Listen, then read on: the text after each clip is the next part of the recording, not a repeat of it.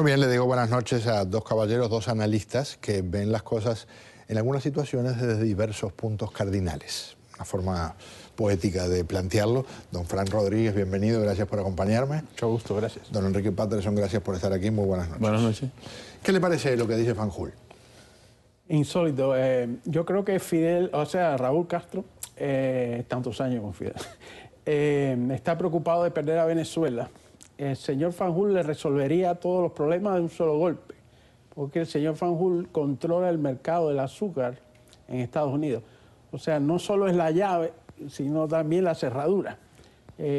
Cuba, si pierde el apoyo de Maduro, ¿a dónde? ¿Qué más va a hacer? Ya alquila a los parientes para que vengan a Miami a visitarnos, nos alquila la patria cuando nos vende su pasaporte para irla a ver, nos alquila a los médicos, ya no les queda nada, como el brillante artículo de Montaner de hace 2 días.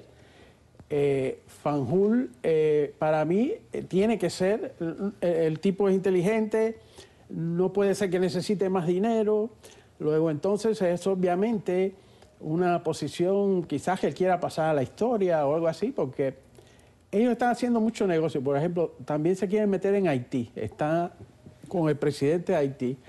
Es un señor que tiene muchos contactos, sabe lo que está haciendo, o sea que de inocente no es, de sentimental tampoco. ¿Qué me dice, señor Patterson? Mira, a mí no me gusta hacer los análisis ni desde mi filia ni desde mi fobia, ¿no? Sino cómo se está moviendo la cosa. En este sentido, a mí me parece que desde el punto de vista del interés nacional... ¿Del interés nacional de quién? No, del interés nacional de Cuba. De Cuba. Ok.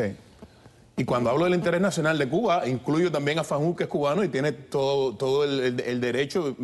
Desde el punto de vista del interés nacional, si los capitalistas cubanos empezaran a invertir en Cuba, en centrales, en carreteras, ¿eso qué? ¿Cuál es el problema? El problema es que Cuba no es un Estado de Derecho.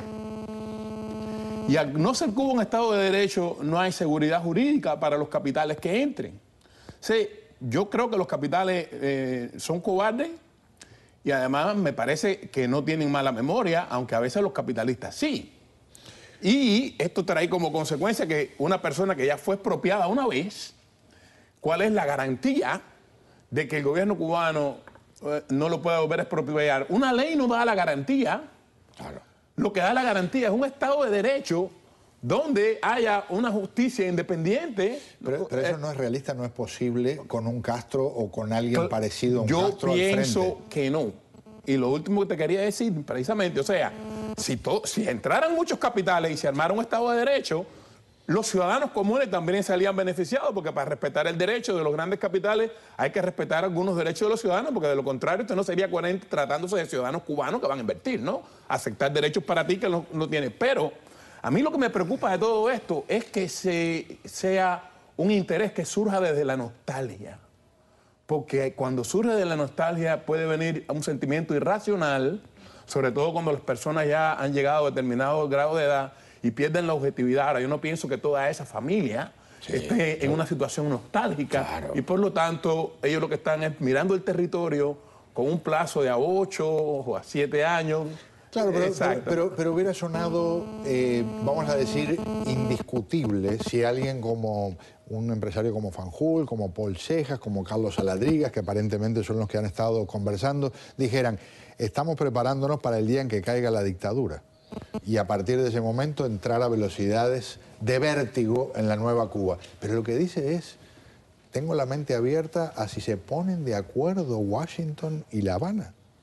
Su introducción fue fulminante en ese sentido, fue muy clara, como tú lo expusiste, porque precisamente eso es lo que más duele. Él está hablando de Cuba como si fuera Angola. Él lo está mirando fríamente, como si el problema fuera entre Estados Unidos, entre Washington y La Habana. Y él sabe que el problema es entre nuestros verdugos y nosotros las víctimas.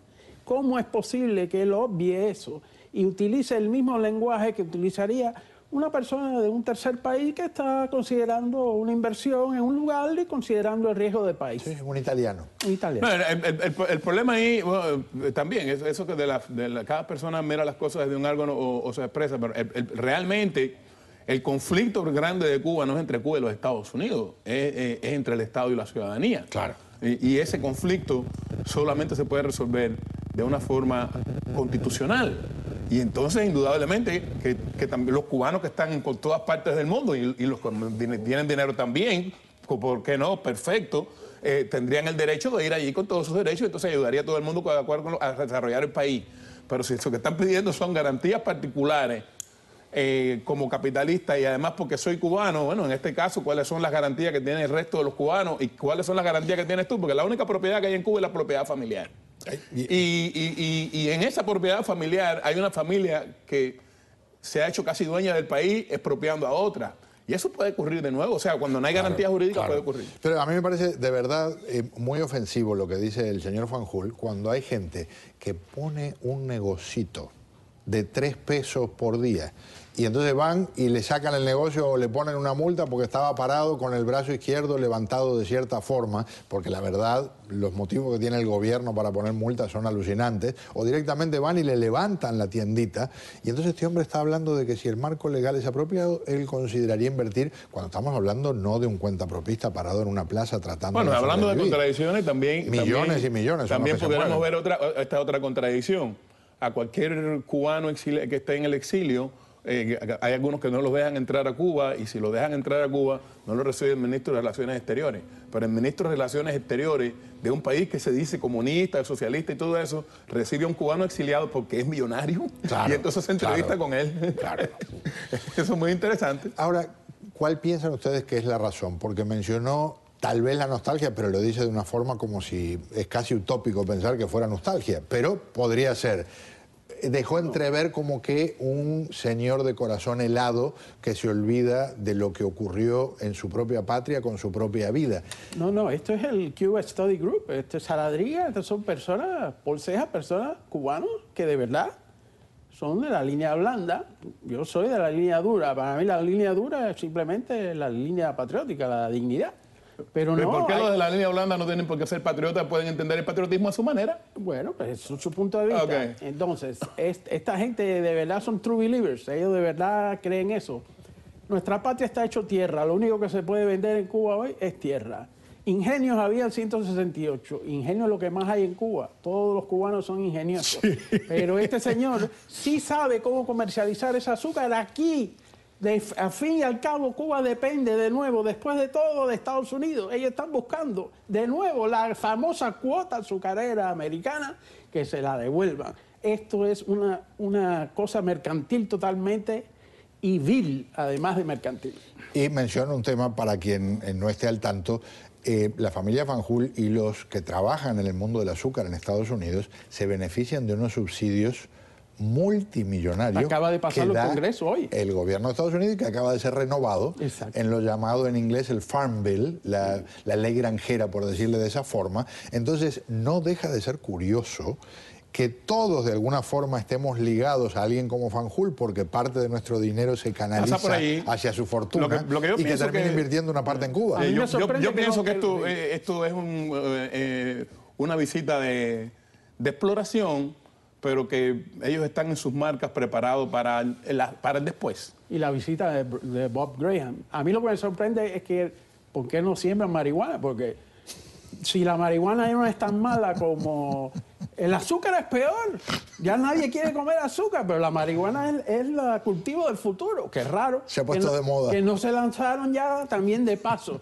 Todo, no. Porque si el gobierno cubano se pone a sembrar marihuana, seguro que no se le da.